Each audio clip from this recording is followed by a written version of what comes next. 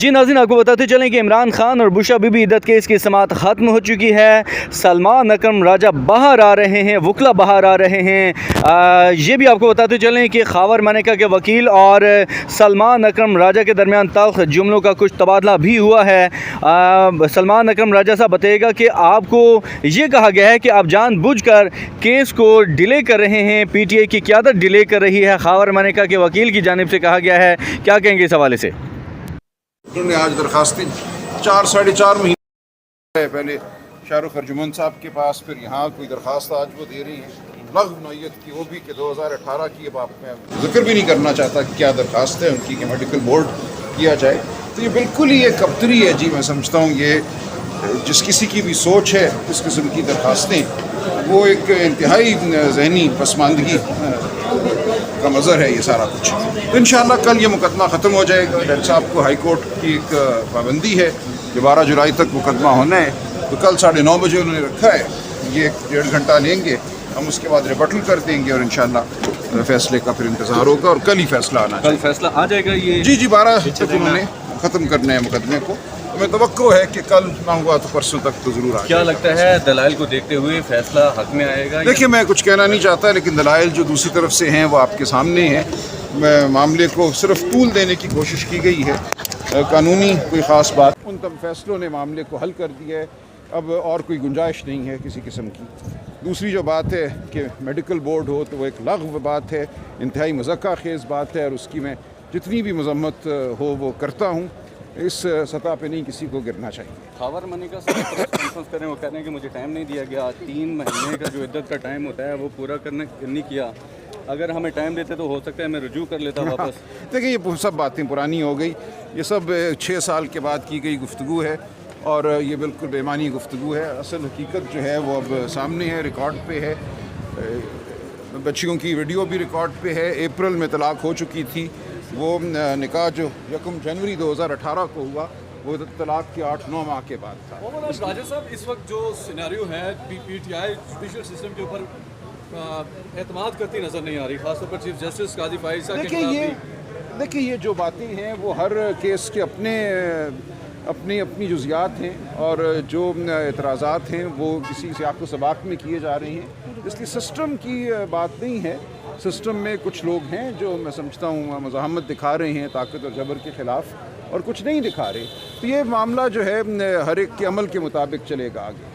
अच्छा, काजी साहब के खिलाफ अदम एतमाद में मशवरा दिया खान साहब नहीं, मेरा इस बारे में कोई जवाब नहीं है। ये एक पार्टी की सतह पे बात है। वाक़यात जो हैं उनका जायज़ा ज़रूर खान साहब ने लिया होगा, और उस मुकदमे में बराह रास्त में नहीं हूँ शामिल जो नैब तरामीम वाला मुकदमा है। सर, वकील खावर मानेका साहब की तरफ से कहा गया कि अगर अदालती फैसला PTI के हक में ना आए तो इनकी तरफ से ट्रोलिंग स्टार्ट कर दी जाती है, जजेस के लिए भी और दीगर वकला के लिए भी। क्या कहेंगे?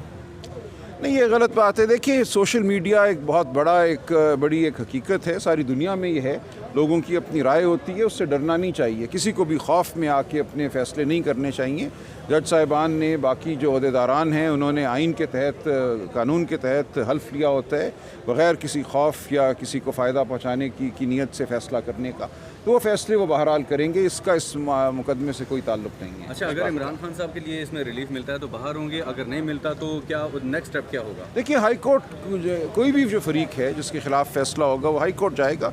हम यही चाहते हैं कि अब हम जल्द से जल्द आला अदालतों तक पहुँचें ताकि इन मामलात का हतमी फैसला हो। सर, आज खावर मानेका साहब के वकील ने यह भी कहा है कि क्यों चाहते हैं सलमान सफदर साहब के, सलमान अकरम राजा साहब के खान साहब फोत हो जाएं। तो पिछला बयान कोई कोट कर रहे थे कि आपने कहा था कि जो दूसरे हस्बैंड हैं उनकी जायदाद का जो, मुझे नहीं पता, मैंने ऐसी कोई बात नहीं की। रेफरेंस दे रहे थे? कोई ऐसी कोई बात नहीं की। मैंने ये लग़्व गुफ्तगू है, मैंने ऐसी कोई बात नहीं आज कोर्ट किया गलत कहा है। कोई मैंने ऐसी बात नहीं, कोई मेरा ऐसा बयान नहीं है, कोई ऐसी बात नहीं। अगर दूसरा हस्बैंड फोत हो नहीं, ऐसी कोई बात नहीं, ऐसी कोई बात नहीं है। वो एक मुकदमे का फ़ैसला था जिसके वाक़यात थे। उस मुकदमे के फ़ैसले के तनाजुर में उस मुकदमे को समझाने के लिए कोई बात हुई होगी। बेवकूफ़ाना गुफ्तगू है अगर ऐसी उन्होंने कोई बात की। वो कोई और मुकदमा था, उसके कोई और वाक़यात थे। जब उस मुकदमे का फ़ैसला पढ़ा जा रहा था तो उसमें ये बात आ रही थी। जज साहब का कोई सवाल था कि उस मुकदमे के क्या वाक़यात हैं, तो उस मुकदमे के वाक़यात बताए थे। अगर किसी ने उसको जोड़ा है किसी और बात से तो इंतहाई अहमकाना बात है। शुक्रिया। राजा साहब जो अभी और इज्जत केस जो है हामिद